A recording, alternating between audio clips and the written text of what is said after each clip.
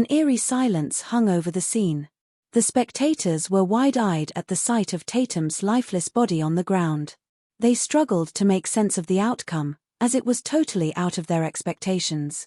They had assumed that Dustin would be defeated when Tatum used his signature attack. To their shock, Dustin sent Tatum flying with a slap. It was a sight that no one would have believed unless they saw it for themselves. They could not help but wonder about the reason behind the fanatic Blade's shameful loss. Was it a momentary slip-up, or was Dustin simply too powerful? Heavens! Did I see it wrong? Was Tatum defeated?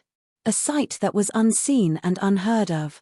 After moments of utter silence, the audience exploded in a raucous chatter, punctuated by exclamations and expressions of shock, astonishment, confusion, and disbelief. No one had expected that the fanatic Blade, one of the heavenly immortals, had been taken down by Dustin. That's impossible. How did that little rascal beat Tatum? He must have pulled off some fishy tricks. Brody shook his head furiously, refusing to believe in the outcome. Meanwhile, Luther frowned grimly. He's really a freak. On the other hand, Abby and the others were too stunned beyond speech at the result. This can't be right. Is Tatum defeated? Is that Dustin's real capability? He's really extraordinary. Maximus looked on with admiration. No one else could send the fanatic Blade flying across the air. Arf! At that moment, Tatum suddenly let out a feral roar, and his body shot up from the ground.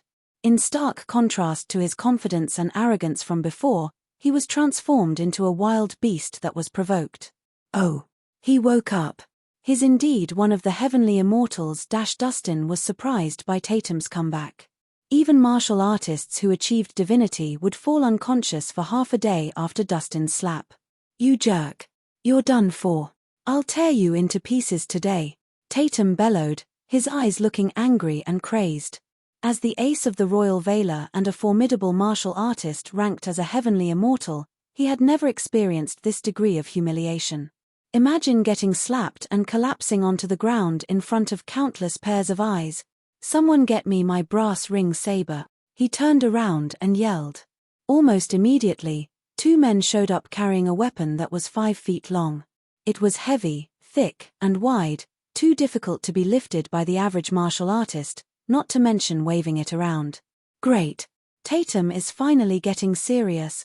Brody had a look of joy on his face as he felt calmer. There was a reason Tatum received the nickname Fanatic Blade. Tatum had 2 signature techniques, the first being Poseidon punches, which was good for offensive and defensive play, and it was unpredictable as well. His second technique was the Blade of Gale.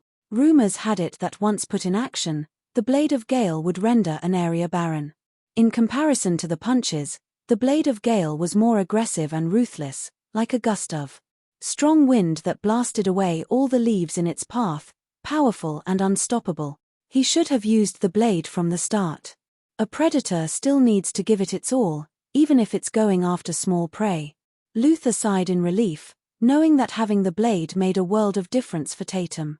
I almost forgot that Tatum is the best in his blade technique. Dustin is in trouble now. Ralph narrowed his eyes and seemed pensive. Tatum must have lost the round earlier because he was careless. Now that he's getting serious, he can take down 10 Dustin Rhys. Abby tossed her head back as though she had regained her confidence again. Fuck. He agreed to a bare-handed fight, but he decided to get his blade all of a sudden. His shameless,